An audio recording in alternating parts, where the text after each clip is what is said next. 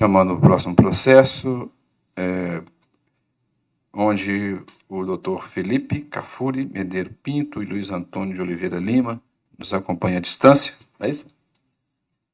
Só acompanha, mas não vai fazer sustentação.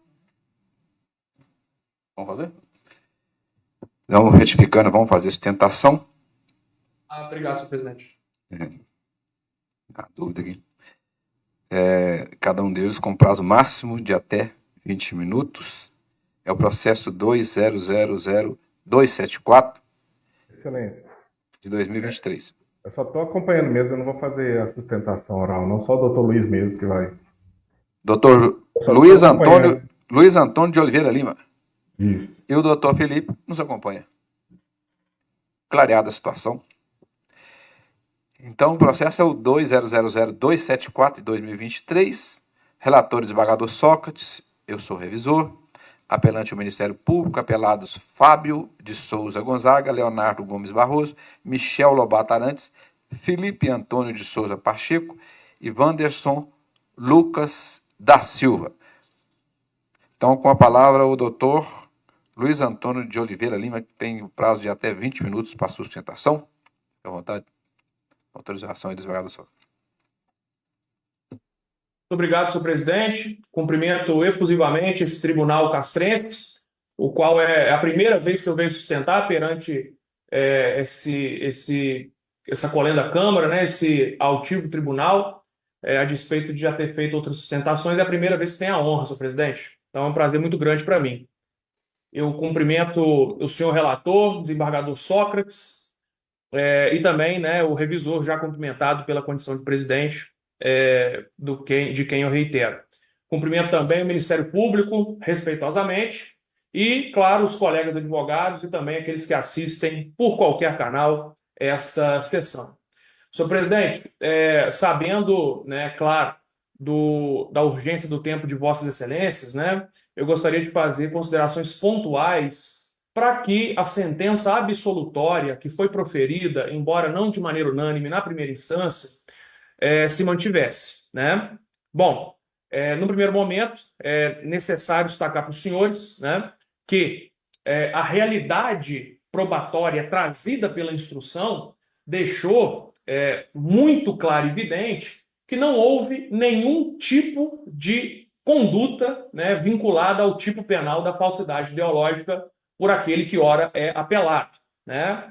Isso ficou muito claro, senhor presidente, especialmente, mas não apenas, pelo vídeo, né, cujo documento é o número 232, vídeo 8, quando o então Corréu fez uma confissão de uma ANPP, né, e que foi, vejam Vossas Excelências, confirmado pelos demais elementos dos autos, né? O que teria acontecido, senhores julgadores, nessa confissão? Nós fizemos questão de extrair do então Corréu, né, os detalhes dessa confissão, até porque é inerente ao acordo de não persecução penal do qual ele foi beneficiado, né? E o que ficou claro é que, em estreita observância do artigo 299 do CPM, Código Penal Militar, o ora apelado, né, ele não inseriu, não fez inserir, né, tampouco adveio com qualquer dolo especial do tipo, né, para o fim de prejudicar, de criar obrigação ou mesmo de alterar a verdade. Tá? Isso ficou muito claro e evidente por um detalhe técnico que estes altivos desembargadores conhecem muito bem. A condição de elaborar ali a própria blitz funcional, como foi feito naquele caso, demanda a divisão em atribuições. Se de um lado eu tinha o vistoriador, ora apelado, né, eu tive também o relator, que foi exatamente o militar que aceitou o acordo de não persecução penal. Então é evidente, senhor presidente, que eventual delito praticado, como já foi reconhecido, até por força do acordo de não persecução, senhor relator Sócrates, perceba o senhor que o soldado Mateus, à época, ele assumiu a posição de relator. Ele foi o relator do documento que se diz com falsidade ideológica. E o próprio soldado, repito, o documento 232, vídeo 8, confirmou categoricamente que as atribuições eram diferentes e que não houve atuação do ora apelado nem participação para elaborar nenhum documento desta natureza trazido nos autos. Senhor relator Sócrates, o senhor com a experiência que possui, né, na carreira militar, o senhor sabe muito bem que todo boletim de ocorrência, todo REDS, né, que é feito, ele possui no canto inferior esquerdo o número de polícia daquele que é o relator, né? E, atento a isso, em audiência de instrução, a defesa deixou claro que o número do digitador referia-se ao outro policial e jamais ao policial ora apelado, senhor relator. E é por isso que se torna evidente, né, que não houve nenhum tipo de conduta criminosa por parte do ora apelado, né?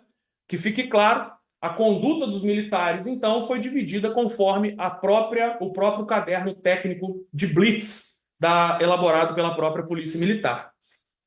E aqui, senhor relator e senhor revisor, a gente sabe que o Ministério Público, né, nós sabemos, né, que o Ministério Público jamais se vale de qualquer tipo de má-fé, né, ou, vamos dizer, intenção vingativa. É claro que não. E um detalhe realmente, senhor relator, chamou a atenção deste modesto defensor em analisar um ponto específico do processo.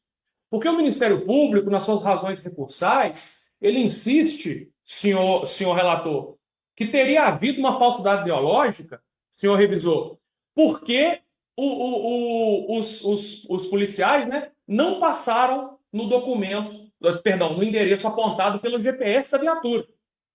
E esse ponto, de fato, senhor relator, me chamou a atenção e eu fiz questão de colocar nas contrarrazões recursais um fato que, se eu não tivesse visto com os próprios olhos, eu duvidaria também, senhor relator. A questão é o seguinte: do número 955 na Avenida Francisco Sá, nós temos ladeado, conforme se diz no popular, senhor relator, de parede meia, o número 1001. É isso mesmo.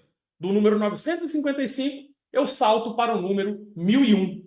E aqui, reparem os senhores que, embora você tenha uma menção no relatório de viatura falando do número 1001, né, o Ministério Público diz que eles pararam no 955. Mas repito e destaco, senhor desembargador, ele é de parede meia. Então é claro que a viatura não consegue ser precisa a esse ponto, né? Para falar ali se estava em frente ao 955 ou se estava, senhor revisor, em frente ao 1001, sabendo que a diferença ali ela é mínima, né? Eu fiz questão de visitar o local e coloquei também uma foto do Google Earth, né, nas contrarrazões recursais para mostrar para os senhores que, de fato, a viatura lá esteve.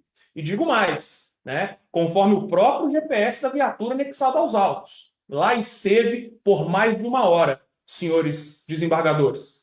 Então, é sabido que não houve nenhum tipo de conduta ilícita. É sabido que, pelo menos por parte do ora apelado, né, é sabido que a viatura de fato esteve no local, a missão foi cumprida. Entretanto, o caderno probatório, data máxima vênia ao Ministério Público, não atingiu o estándar probatório mínimo necessário para uma condenação penal, senhores. E é com essas razões que eu invoco a manutenção da decisão de Pislo para que eles se mantenham, em especial o ora apelado, a quem eu represento, que se mantenham absolvidos. Já partindo para encerrar, senhor presidente, senhor relator, não quero cansar mais Vossas Excelências, em que pese eu confesso que esteja me esforçando para ser objetivo, né? Em consulta aos apontamentos do histórico policial, daquele que, ora, eu orgulhosamente defendo, trata-se de um militar com 9 anos de polícia e que não possui nenhum apontamento negativo, senhores. Eu faço questão de destacar, senhor relator, que o ora apelado, ele possui 111 notas meritórias, 28 elogios individuais, 25 menções elogiosas, 6 dispensas do serviço, conceito A mais 50, sem ter incorrido em nenhuma transgressão ou comunicação disciplinar. Inclusive, vive, nesse momento, a angústia de não se ver promovido exatamente pela pendência do presente processo. na expectativa de que se materialize justiça e também o direito do ora apelado, roga pela manutenção da absolvição, senhor relator, senhor revisor, egrégio tribunal. As minhas honras, os meus respeitos, o meu cumprimento está nessa casa castrense. Meu muito obrigado. Muito obrigado, senhor. Parabéns pela excelente manifestação. Passa a palavra para o desembargador